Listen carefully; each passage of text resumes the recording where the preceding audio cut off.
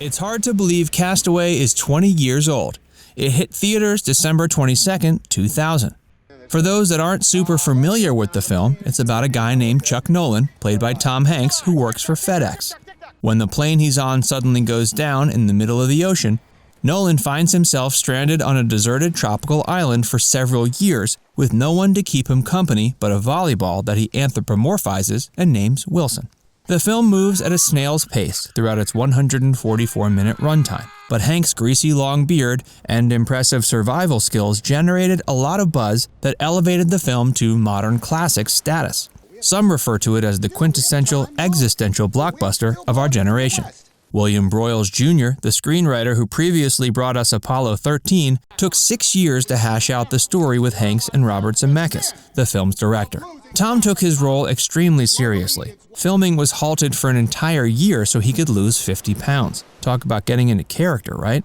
Castaway was a major commercial success. In total, it grossed nearly $450 million worldwide against a $90 million budget. Adjusted for inflation today, that amounts to around $648 million. Not too shabby. Anyway, we've compiled 10 facts about the film we're guessing you never knew. Unless you're a die-hard Castaway fan, most of these will probably come as a surprise. Ever wonder what FedEx thought about their brand being used in the film, considering the disastrous context that they're featured in? We'll cover that in a second, so hold on. First, let's see what Tom envisioned for the film. Tom Hanks didn't want to tell a typical story. A couple decades ago, Hanks did an interview with The Guardian, where he laid out what he had envisioned when working on the film. He was adamant he didn't want to do just another film about some rich, pretentious guy who's out of touch with reality but learns a lesson and changes in the process. That story's already been told a million times. He wanted something fresh. Hanks also didn't just want to tell another tale about a man who conquers his environment. Rather, he wanted to show the effect of the environment on the man.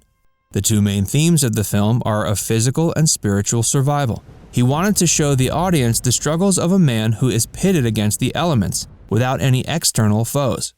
In that way, the normal cinematic narrative structure was challenged in a way audiences weren't used to seeing. Screenwriter William Broyles Jr. stranded himself on an island for research purposes. For several days alone on an island in Mexico's Sea of Cortez, Broyles had to fend off the elements to keep himself alive. He speared stingrays and ate their flesh, figured out how to crack open a coconut to get their water, found a Wilson-branded volleyball that washed ashore, and made several attempts to make a fire. It was that hands-on research that taught Broyles that Chuck's struggle wasn't going to be just a physical one. Rather, the challenges he was going to face would be emotional and spiritual too. The entirety of Castaway can be summed up in 2 words. Broyles, in an interview with the LA Times, noted the last 2 words Chuck says, "thank you," to a woman in a truck sums up the entire film.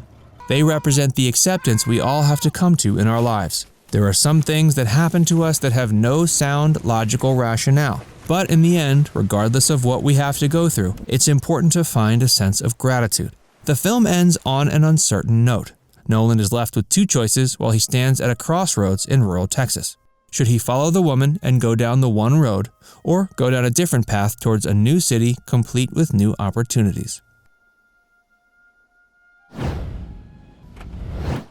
FedEx was completely okay with Castaway featuring their brand. Any publicity is good publicity, right?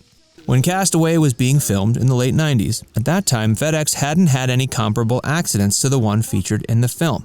Although later on, 2 crew members died in a 2009 crash, and in 2015 another malfunction would lead to a plane crashing down in the Caribbean Sea.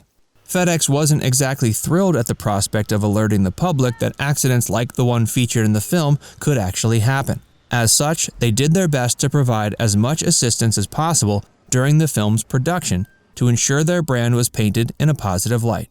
They provided filming locations at several of their busiest hubs in the world, including locations in Memphis, LA, and Moscow.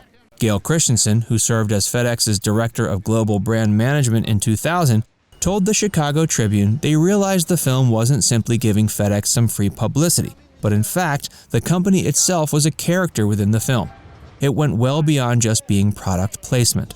In 2003, FedEx aired a Castaway-themed commercial during the Super Bowl that showed they had a sense of humor about the whole thing.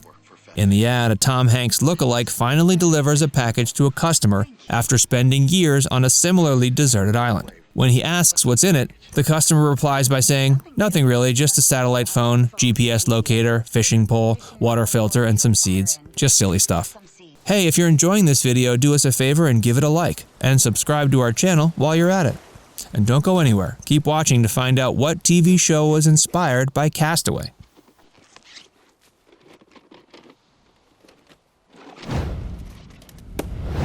Hanks almost died during filming. While filming on location in Fiji, Hanks got a cut on his leg and it quickly got infected. At first, he wasn't too concerned about the injury, thinking it would go away on its own. But what he didn't know was the wound was infected with staph. If he had let the infection go on untreated much longer, he could have developed a blood infection that could have caused his body to go into septic shock. When Hanks's doctor finally got a chance to look at him, he chewed him out for not coming to him sooner. "What's the matter with you?" he sneered. "You could have died from this thing." Hanks's infection was so severe they had to remove a huge chunk of the infected tissue out of his leg, and he was hospitalized for 3 days. Production had to be shut down for weeks so he could recover. His doctor admonished him that he had to stay out of the water if he wanted to recover.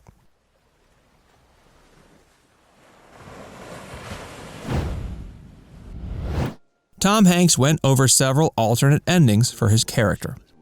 In an interview for a fan's podcast, Hanks discussed how he had imagined several different possibilities about how Nolan's story might pan out. During its production, the cast and crew jokingly referred to the film as Chuck of the Jungle. Nolan had become a wild man of sorts, being away from society for so long. There was no telling what would happen to him when he came back to the civilized world. Chuck was full of self-pity. Hanks described his character as being somewhat like Rip Van Winkle, with a touch of Jeepers Creepers thrown in. Upon returning back to the world, he would likely be amazed by how technology had advanced. Perhaps he would be turned into some kind of celebrity by the media. Who knows? He might even end up being a guest star on a game show like Hollywood Squares. Tom and the rest of the crew loved speculating about what Chuck's fate might entail.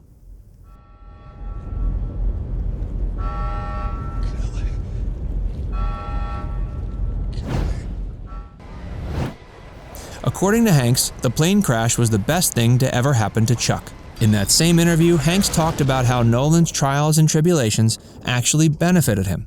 When he's standing at the crossroads at the end of the film, he has a sense that everything is going to be okay. His experiences helped him gain a fresh perspective, complete with a sense of gratitude and optimism.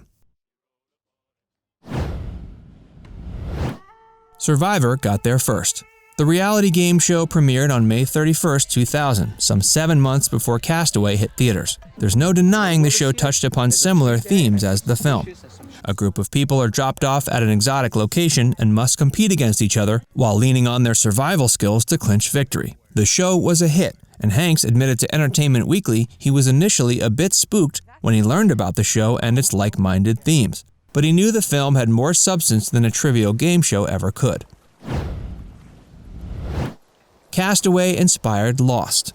Lloyd Braun, chairman of ABC Entertainment in the early 2000s, put out a call for a screenwriter to come up with a concept based upon his favorite film, Castaway. Jeffrey Lieber was selected to write a pilot for a Castaway-inspired series, which would follow between 8 and 10 people stranded somewhere in the South Pacific. He titled his pilot Nowhere, but Lloyd Braun wasn't impressed and handed the project over to J.J. Abrams, who added in the fantasy supernatural elements and renamed the show Lost. Lieber took the studio to court and was rewarded a partial credit for creating the series, and he was listed as one of the show's creators for the program's entire run. One of the Wilson balls was sold at auction for a big chunk of change. In January 2001, one of the original Wilson volleyballs used for the movie was put up for auction. According to the LA Times, the iconic piece of film memorabilia sold for $18,400. Okay, we're out of time, but we'd love to hear from you. What did you think about Castaway? Did you love it as most critics did, or did you find it too slow-moving for your taste? Let us know what you think in the comments section below. And before you go, make sure you like this video and subscribe to Facts First if you haven't already. Hit the bell icon so you'll never miss any of our updated content.